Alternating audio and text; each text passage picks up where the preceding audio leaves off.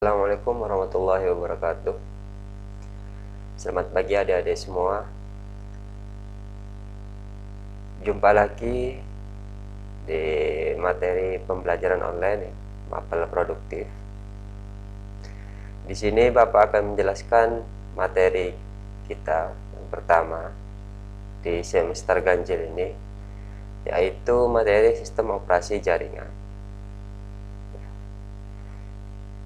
Apa itu sistem operasi? Ada yang tahu? Jadi sistem operasi merupakan sebuah program yang mengendalikan sebuah fungsi yang ada pada komputer.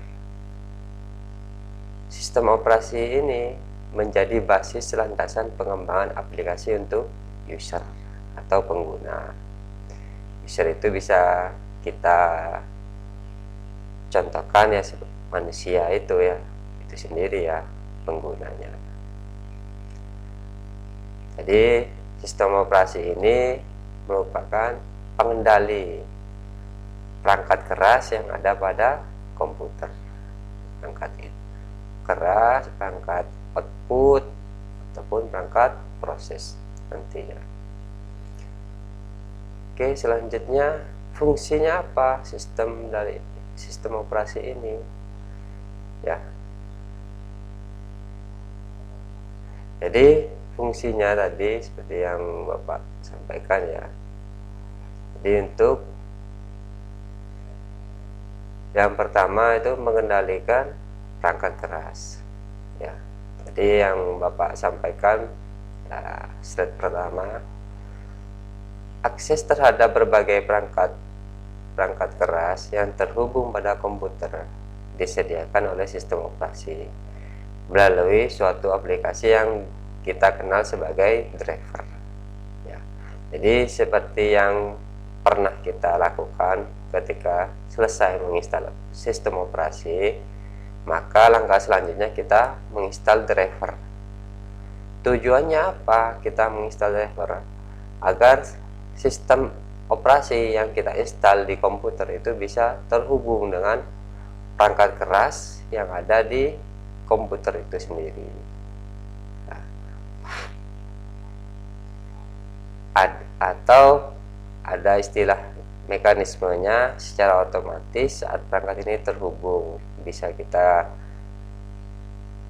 gunakan istilah plug and play ya. Biasanya kalau flash disk kita colokkan, secara otomatis akan terinstall sendiri oleh perangkat komputer dan bisa kita gunakan. Itu untuk plug and play. Yang kedua, fungsi sistem operasi yaitu ya, pengelolaan file dan folder. Hal ini dimungkinkan oleh sistem operasi karena pada saat instalasi sistem operasi ada format untuk hard disk ya. Bisa berupa file ya, atau dump, atau berupa data dari instalasi itu sendiri yang kita tampung di sebuah file. Yang mana file-file itu nantinya akan disimpan atau ditaruh di sebuah hard disk. Melalui proses tersebut, ruangan hard disk akan ditata sedemikian rupa sehingga memiliki blok-blok tertentu untuk menyimpan file. Makanya ketika kita melakukan instalasi ya, kita harus menyiapkan satu hard disk ya, ruangan untuk menyimpan file-file tadi, file-file yang digunakan sistem operasi, istilahnya C-nya ya, hard disk C ya. Proses ini mirip seperti penempatan rak-rak pada ruang kosong untuk diisi buku-buku nantinya. Logikanya seperti itu ya. Sebuah file adalah kumpulan blok yang saling terkait dan memiliki sebuah nama. Ibaratnya rak ini khusus buku tentang produktif ya. Jadi semuanya berkaitan dengan buku produktif satu sama lain. Folder merupakan sebuah penampungan yang dapat berisi file-file atau subfolder lainnya. Jadi kalau kita ibaratkan folder itu sebagai rak bukunya ya. setiap file yang berkait dengan program komputer ditempatkan dalam folder tersendiri untuk memudahkan pencarian file. Makanya ketika kita selesai melakukan instalasi, biasanya secara otomatis sistem itu akan memberikan atau membuat folder-folder sendiri. Nah, ada folder Windows, folder sistem yang isinya semua tentang sistem itu sendiri atau data itu sendiri. Ada bagian-bagiannya. Banyak yang tadi Bapak sampaikan, ada rak buku khusus TKJ atau produktif ya, ada buku khusus bahasa Indonesia misalnya, ada rak buku khusus matematika. Jadi isinya tentang butuh matematika semua, gak ada yang bercampuran. Tujuannya apa dibuat seperti itu? Untuk memudahkan pencarian file nantinya. Oh, ketika kita butuh buku matematika, kita cari di rak matematika, bukan kita cari di rak produktif.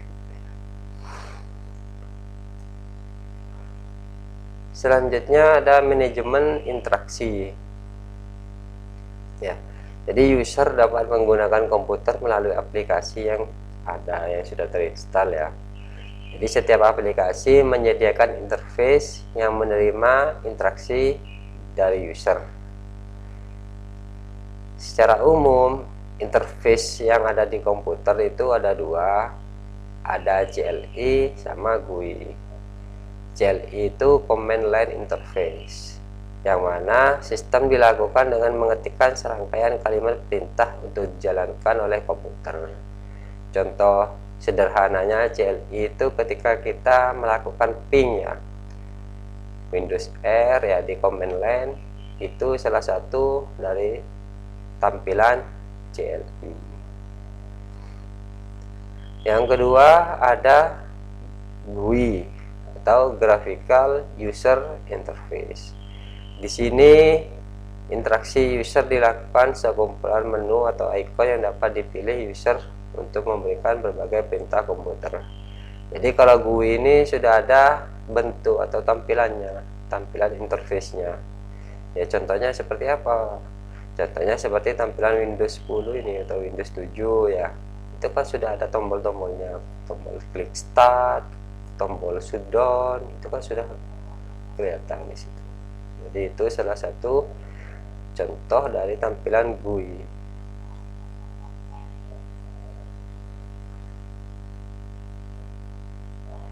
Yang ketiga, manajemen aplikasi. Jadi setiap aplikasi yang dijalankan oleh sistem operasi dengan mencari lokasi file program tersebut dan memindahkan isinya ke memori, kemudian mengirim setiap perintah pada file tersebut untuk dijalankan oleh komputer. Ya, aplikasi ini merupakan aplikasi user ya, untuk menyelesaikan tujuan tertentu. Ya contohnya aplikasi Microsoft Office, tujuannya apa? Kita untuk melakukan tugas-tugas pengetikan misalnya, kita menginstal aplikasi Photoshop misalnya.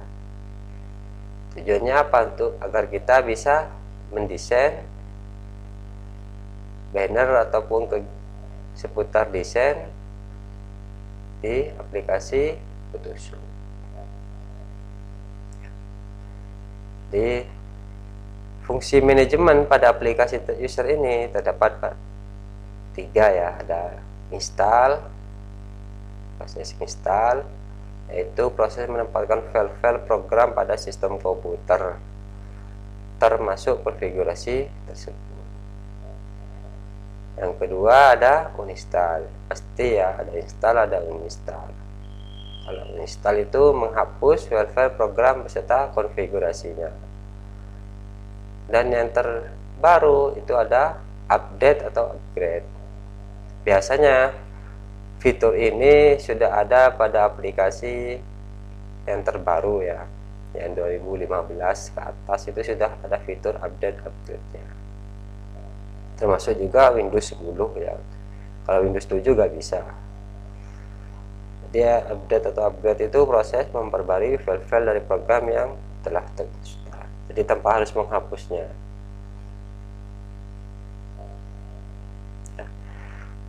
Kemampuan sistem operasi. Jadi sistem operasi ini secara umum memiliki beberapa kemampuan ya. Yang pertama itu ada multi user, yaitu dapat bekerja bersama ya, untuk saling berpakai bersama aplikasi sumber daya dalam waktu yang bersamaan. Sebagai contoh penerapan dari multi user itu ketika kita melakukan sharing file atau sharing printer ya, jadi ya bisa kita gunakan satu printer untuk 2 komputer atau lebih. Kedua, multitasking. Sistem operasi dapat menjalankan lebih dari satu aplikasi user ya, contohnya kita buka aplikasi Microsoft Word, kita juga bisa membuka aplikasi Google Chrome misalnya secara bersama. Multiproses. Sistem operasi dapat digunakan lebih dari satu CPU.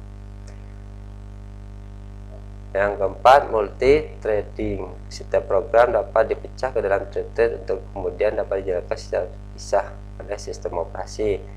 Contohnya ini ketika kita menggunakan VirtualBox ya. Jadi di komputer kita install Windows 7, di VirtualBox kita install Debian misalnya, yang sama-sama kita jalankan pada saat bersama. Mungkin itu materi yang bisa Bapak sampaikan hari ini. Untuk tugas, silakan rangkum materi yang sudah Bapak jelaskan di video ini ya, dalam buku catatan produktif. Nanti di akhir atau sebelum PTS, buku dikumpulkan ya untuk Bapak nilai sebagai nilai tugas ya.